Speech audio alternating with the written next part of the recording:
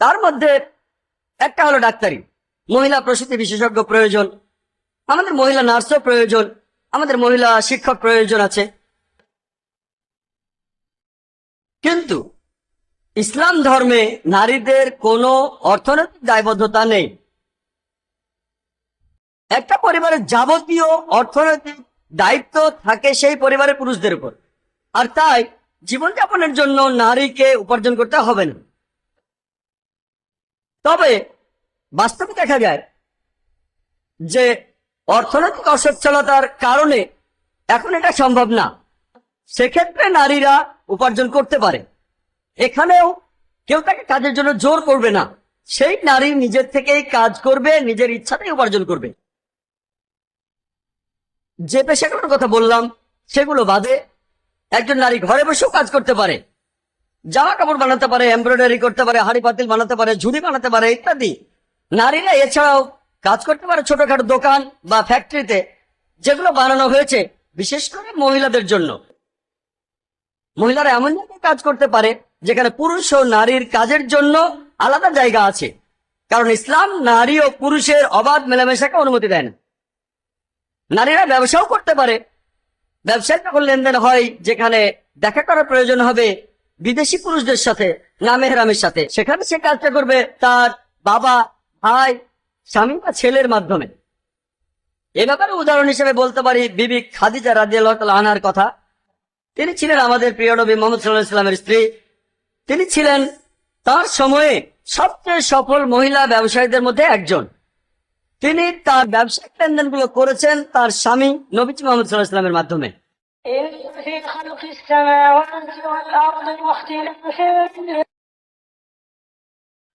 ইসলামে নারীদের জন্য পুরুষদের তুলনায় অনেক বেশি অর্থনৈতিক অধিকার নিশ্চিত করা হয়েছে। আমি আগেও বলেছিলাম যে অর্থনৈতিক দায়গুলো নারীর কাঁধে চাপানো হয়নি। যে কোনো পরিবারে অর্থনৈতিক দায়িত্ব থাকে পুরুষের উপরে।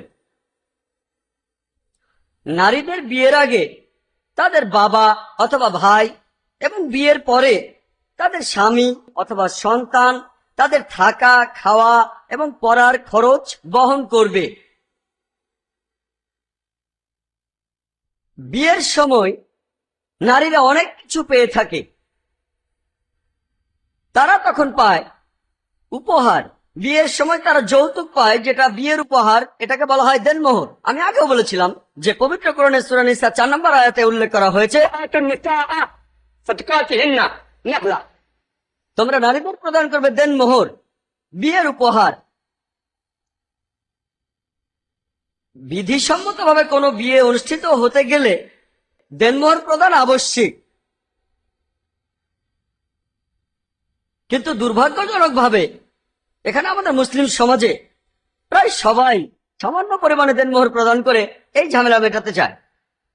হয়তো তারা দিল 151 রুপি অথবা 786 রুপি দিল, আর বিয়ের অনুষ্ঠানে তারা লক্ষ লক্ষ টাকা খরচ করে ডেকোরেশনের পেছনে, বিভিন্ন রকম ফুল, লাঞ্চ অথবা ডিনার পার্টি ইত্যাদি জিনিসের পেছনে। ইসলাম ধর্মে দেনমোহরের ক্ষেত্রে সর্বনিম্ন সীমা বা সর্বোচ্চ সীমা বলে কিছু নেই। কিন্তু যদি কেউ বিয়ের অনুষ্ঠানে লক্ষ লক্ষ টাকা খরচ করতে পারে, সেখানে অবশ্যই দেনমোহর বেশি হবে। মুসলিম সমাজের ভেতরে বিভিন্ন রকম নিয়ম কানুন ঢুকে গেছে, বিশেষ করে আমাদের এই উপমহাদেশে। আমরা অল্প পরিমাণে দেনমোহর প্রদান করি আর আশা করি আমার স্ত্রী ফ্রিজ নিয়ে আসবে, একটা টিভি নিয়ে আসবে, আশা করি স্ত্রীর কাছ থেকে আমরা ফ্ল্যাট পাবো, আমরা গাড়ি পাবো ইত্যাদি। আর যৌতুক হিসেবে পাবো বড় অঙ্কের টাকা। এটা নির্ভর করে স্বামীর সামাজিক অবস্থানের উপর। যদি গ্রাজুয়েট হয় তাহলে তারা আশা করে 1 লক্ষ টাকা, যদি ইঞ্জিনিয়ার হয় তাহলে আশা করে 3 লক্ষ, আর যদি ডাক্তার হয় তাহলে আশা করে 5 লক্ষ। বিয়েতে যৌতুক দেয়া, বিয়েতে স্বামী স্ত্রীর কাছ থেকে যৌতুক নিচ্ছে, প্রত্যক্ষ বা পরোক্ষভাবে ইসলামে এটা নিষিদ্ধ। যদি সেই মেয়ের বাবা ও মা মেয়েকে কিছু দিয়ে থাকে তাদের নিজের ইচ্ছায়, এতে কোনো আপত্তি নেই। কিন্তু দাবি করা বা জোর করা, প্রত্যক্ষ বা পরোক্ষ, ইসলামে এটাকে নিষিদ্ধ করা হয়েছে। যদি কোনো নারী কাজ করে, যদিও এটা বাধ্যতামূলক না, সে যা উপার্জন করবে এটা সম্পূর্ণভাবে তার নিজের সম্পত্তি, তার একটা পয়সাও পরিবারের পেছনে খরচ করা লাগবে না। তবে যদি করতে চায় তাহলে করতে পারে। কারো স্ত্রী সে যতই ধনী লোক হোক, এটা স্বামীর কর্তব্য যে তার স্ত্রীর থাকা, খাওয়া, পড়া এবং অন্যান্য অর্থনৈতিক অধিকারগুলো নিশ্চিত করবে। যদি কোনো মহিলা তালাকপ্রাপ্ত হয় অথবা বিধবা হয়, তখন ইদ্যত সময়কালের জন্য তাকে আর্থিক সাহায্য দেয়া হয়। যদি তখন তার সন্তান থাকে, তাদের ভরণ পোষণের জন্য সহিহ মুসলিমে বলা হয়েছে যে একবার এক লোক নবীজির কাছে প্রশ্ন করলো, এই পৃথিবীতে কাকে সবচেয়ে বেশি ভালোবাসা, শ্রদ্ধা এবং সাহচর্য দেওয়া উচিত? নবীজি উত্তর দিলেন, তোমার মা। তারপর কাকে? তোমার মা। এরপর কাকে? তোমার মা। লোকটা চতুর্থবারের মতো প্রশ্ন করলো, তারপর কাকে? নবীজি বললেন, তোমার বাবা। 75% ভালোবাসা এবং শ্রদ্ধা সেটা পাবেন বাবা, সেটা পাবেন মা। আর 25% ভালোবাসা আর শ্রদ্ধা সেটা পাবেন বাবা। ভালোবাসা আর শ্রদ্ধার 4 ভাগের 3 ভাগ সেটা পাচ্ছেন মা, আর এই ভালোবাসা ও শ্রদ্ধার 4 ভাগের 1 ভাগ পাচ্ছেন বাবা। অন্য কথায়, মা গোল্ড মেডেল পাচ্ছেন, সিলভার মেডেলও পাচ্ছেন মা, ব্রোঞ্জ মেডেলও পাচ্ছেন মা, আর বাবা এখানে একটা সান্ত্বনা পুরস্কার পাচ্ছেন।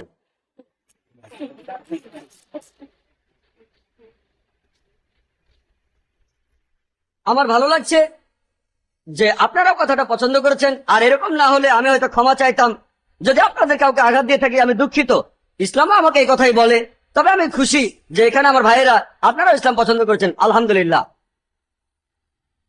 আসুন এবার দেখি ইসলামে বোনকে কি অধিকার দেওয়া হয়েছে। পবিত্র কোরআনে সূরা তাওবার 71 নম্বর আয়াতে উল্লেখ করা হয়েছে, বলা হয়েছে, ওয়াল মুমিনুনা ওয়াল মুমিনাতু বাযুহুম আউলিয়া বায, যে মুমিন পুরুষ ও নারী তারা একে অপরকে রক্ষা ও সাহায্য করবে।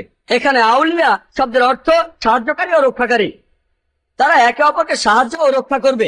এক কথায়, তাদের মধ্যে অন্য কোনো সম্পর্ক না থাকলে তারা পরস্পর ভাই বোন। নবীজি মুহাম্মদ সাল্লাল্লাহু আলাইহি সাল্লাম বলেছেন, নারীরা হলো সাকাত। সাকাত অর্থ বোন, এটার আরেকটা অর্থ অর্ধেক। আর মানুষ জাতীয় 2 ভাগে বিভক্ত, পুরুষ ও নারী। এখানে তাদের বলা হচ্ছে অর্ধেক আর বলা হচ্ছে বোন।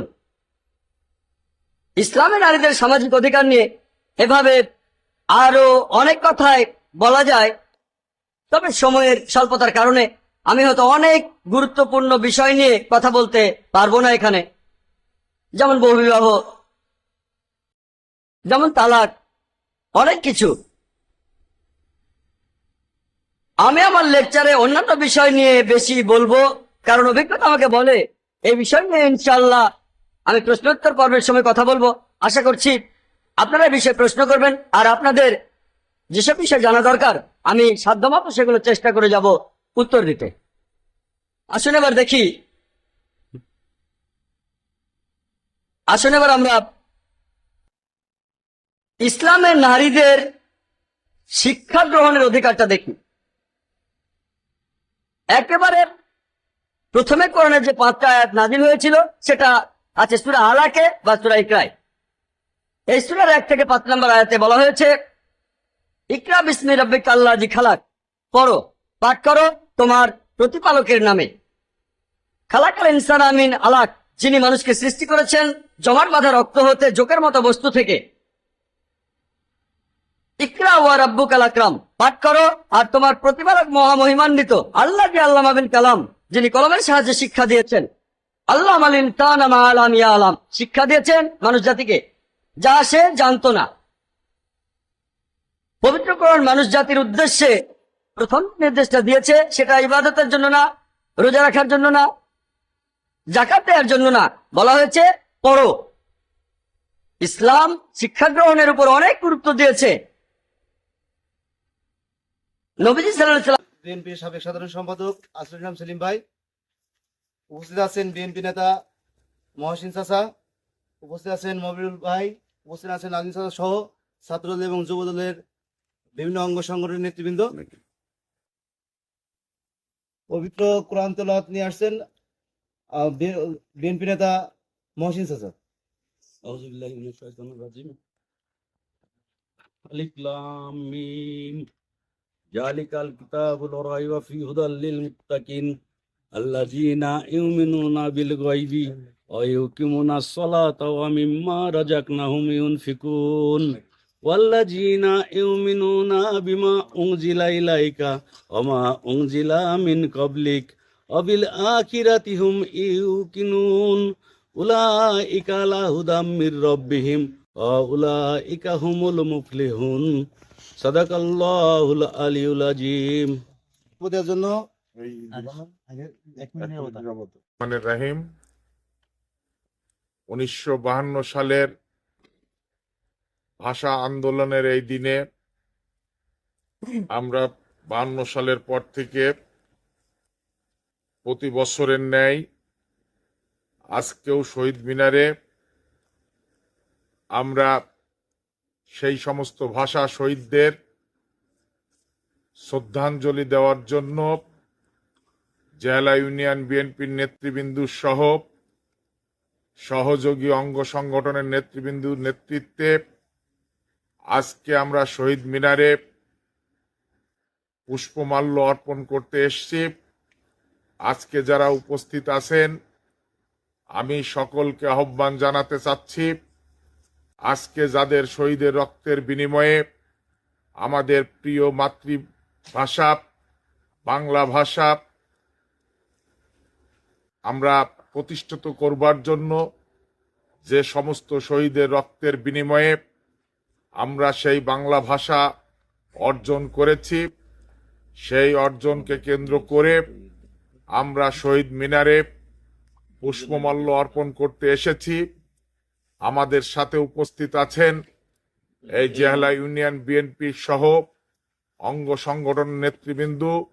সকলকে আহ্বান জানাতে চাচ্ছি, বাংলাদেশে শুধু ভাষা আন্দোলনই নয়, যখন যেটা আমরা এই রাষ্ট্র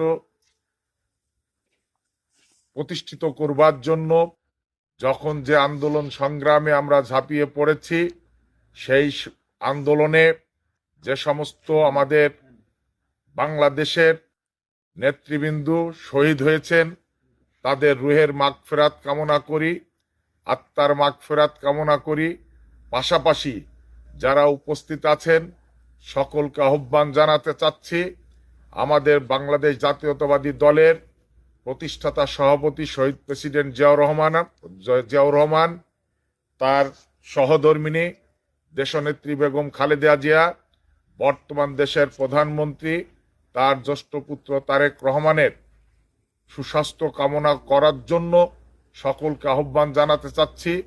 বাংলাদেশে 20 কোটি মানুষের ম্যান্ডেট নিয়ে আজ থেকে 4-5 দিন পূর্বে রাষ্ট্র ক্ষমতায় অধিষ্ঠিত হয়েছে, সে যেন সুন্দরভাবে রাষ্ট্র পরিচালনা করতে সক্ষম হয় এই আশাবাদ ব্যক্ত করে সকলে সুস্বাস্থ্য কামনা করে যারা উপস্থিত হয়েছেন সকলকে আহ্বান জানাচ্ছি, আপনারা স্ব স্ব গ্রামে আজকের এই 1952 সালের যে ভাষা আন্দোলন আমরা উদযাপন করছি, শহীদ মিনারে পুষ্পমাল্য অর্পণ করছি, এই বিষয়টা স্ব স্ব গ্রামে আপনারা প্রচার করবেন এই আশাবাদ ব্যক্ত করে সকলে সুস্বাস্থ্য কামনা করে আমি আমার সংক্ষিপ্ত আলোচনা শেষ করছি। ভালো থাকবেন, সুস্থ থাকবেন। আল্লাহ হাফেজ। বাংলাদেশ জিন্দাবাদ। জিয়া সৈনিক সৈনিক 1 মিনিট নীরবতা পালন করো। ধন্যবাদ। এই পর্যায়ে একমাদের সভা যে যার অবস্থান জায়গা থেকে 1 মিনিট নিরাপত্তা পালন করি। মোবাইলটা নাজিম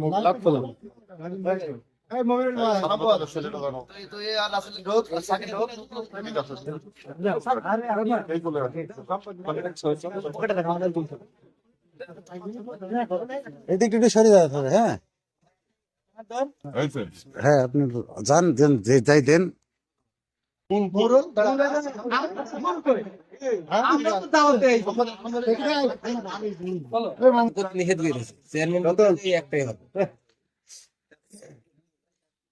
ঠিক আছে, নিজের ডাকে কামান নিজের মুছে যান ওর কাছে। মুসিজেন হ্যাঁ মুসিজে মুসিজেন দিয়ে আপনার কাছে কি থাকতে পারে আমি ওসব বিশ্বাস করি না। আমার কিন্তু টিউমার আছে, 2 পারে শিরার সমস্যা, আমি খোলাই। আমি ওসব বিশ্বাস করিনি। আমার কাছে তো মনে হয় না, মানে একেবারে পুরো ভণ্ড প্রতারক বলেই মনে হয়, কারণ যে নিজেই অসুস্থ আবার। আসসালামু আলাইকুম, ভালো আছেন? চিকিৎসা করছেন নাকি শুনলাম, নাম টাম বলে দিচ্ছেন, মানুষে বলছে। ঠিক আছে, আমি হ্যাঁ সকল ও বাদুল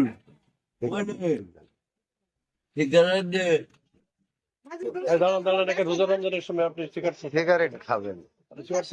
আচ্ছা, উনি কি করছে এখানে তাই বলেন? কি ওনার উদ্দেশ্যটা কি, আপনার উদ্দেশ্য কি? আমি তো কেবল আসছি সঙ্গত পেয়ে, যে আমি অনেক ওনার কাছে অনেকে মরিদ হচ্ছে, তারপরে অনেক চিকিৎসার জন্য অনেকে সব নিয়ে আসছে। আমি এখন সঠিক ভাবে বলতে পারছি না যে অনেক কি কি চিকিৎসা, কি বলছি বলুন তো, কি চিকিৎসা করছে? হ্যাঁ? ব্যথা বিশেষ ব্যথা হয়েছে কোনটা? নাম টাম বলে দিয়েছে নাকি মানুষের? বুঝছেন? এই দাঁড়ান। কি ঘটনা এটা বলেন তো? বলো কি ঘটনা ওই যে কালকে 2 দিন আইয়েছে, আইসে মনে করেন যে সাইডে সাইডে দেশে ওই ইয়ের মার হইলো মেয়ের মাথা ভেঙে হলো, বুঝছেন? সাইডে দিয়ে ছাদের প্রতি পড়ে মেরুদণ্ডের হাড় ভেঙে গেল, সাইডে সাইডে দিয়ে সাইডে দিয়ে ঠিক আছে, একদিন ভালো হয়ে গেছে, হ্যাঁ হাইটে বেড়াচ্ছে, ভেঙে গেল আগে। হ্যাঁ ভেঙে গেল। তো সেটা কোথায়, সে কোন ওই আইপুলের মেয়ে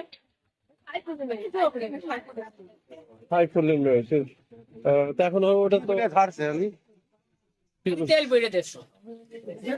প্যারালাইসিস এবং বিভিন্ন ব্যথার চিকিৎসা করছেন, এবং আমরা দেখতে পাচ্ছি যে উনি কিন্তু প্যারালাইসিস এবং স্ট্রোক করেছিলেন। স্ট্রোক করার পর উনি প্যারালাইসিস হয়ে গেছে। তা আমি তার কাছে প্রশ্ন করেছি যে উনি ব্যথা এবং বিভিন্ন প্যারালাইসিসের রোগীদের চিকিৎসা করছেন, কিন্তু উনার চিকিৎসা উনি নিজে কেন করছেন না? নিজের যাকে কামান, নিজের হ্যাঁ, নিজেরটা নিজেরকে কামান। কাম হয় না? তা আপনাদের গুরু বেঁচে আছে? না, মারা গেছে। এই শিক্ষা কি আর কাউকে দিইনি আপনার গুরু? এই শিক্ষাটা কি আপনার গুরু আর কাউকে দেয়নি? তো তাদের কাছ থেকে আপনি ওই ঠিক করে নেননি কেন? তাদের কাছ থেকে ঠিক করে নেননি কেন? হুম? আমি জানি না থাকে। এখন বিষয়টা হচ্ছে যে আমি কিন্তু আপনার বিপক্ষে না, আপনার শত্রু না। এর সাথে এর আগেও আপনার সাথে আমার পরিচয় হয়নি, কিন্তু বিষয় হচ্ছে যে আপনি এই যে আপনার পা দেখছি একটা পা কিন্তু দিতে আপনি দাঁড়াতে পারছেন না, একা একা চলতে পারছেন না। হ্যাঁ, দেখলাম অ্যাক্সিডেন্ট করে আপনি নিজেই কিন্তু চলতে পারেন না, আবার আর একজনকে চিকিৎসা করছেন, সে চলতে ফিরতে পারে না, ছাদের থেকে পড়ে গেছে, মাথা ভেঙে গেছে, তেল দড়িয়ে দিচ্ছেন, সেরে যাচ্ছে, কিন্তু আপনার নিজের চিকিৎসাটা কই? আপনি কেন এরকম পঙ্গু অবস্থায় বসবাস করছেন? আপনি হিন্দু না মুসলমান? পাই না কাটতে, আমার আপনার কাপে। কাপে এত লোকজন করে নিতে হবে। তারপরে উনি মুসলিম দাবি করছে, আবার রোজাই নেই, নামাজ পড়ে না। উনি বলে যে আমি নামাজ পড়িনি। হ্যাঁ, মুসিজেন ওর কাছে। মুসিজেন হ্যাঁ মুসিজে মুসিজেন দিয়ে আপনার কাছে কি থাকতে পারে? এই যে বিড়ি খাচ্ছে, আমি কথা বলছি। বিড়ি খালি পাতে জিন কাছে আসার কথা নাই। ওই মুসিজে এসে আইয়াছে কাছে, তাছাড়া ভালো জন নেই। পুরোটাই ভান্ড। আমরা কি করে বিশ্বাস করবো যে জঙ্গলে কিছু আছে?